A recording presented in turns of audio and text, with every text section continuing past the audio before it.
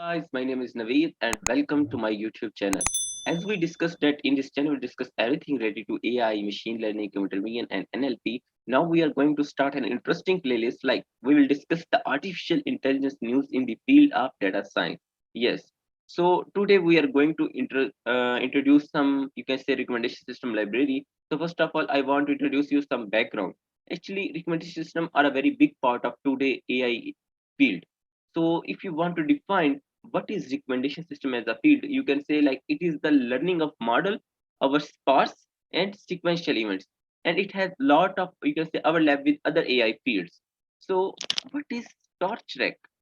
Actually, TorchRec is, you can say, is a new Pytorch domain library for recommendation system, and this library includes standard sparsity and parallelism primitives, and it is allowing researchers to create and implement cutting edge customization models.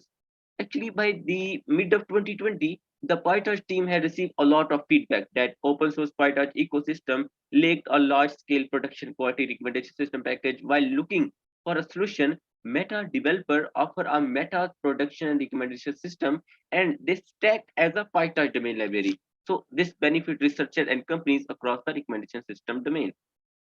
So if we discuss what is performance, okay. So it was utilized to train 1.25 trillion parameters model that went live in January and 3 trillion parameter model that will go live soon. So this should indicate that PyTorch can solve the most complex recommendation system challenge in the industry. So if you want to see the source code, go to this link. I will paste this link in the description, and this is the open source. Actually, why Meta developer make it open source? So the advantage of open source and open technology are numerous. Actually, Meta is providing a state-of-the-art recommendation system package to PyTorch community in the hope that many people would contribute to its development, and it is allowing new researchers and assisting numerous business.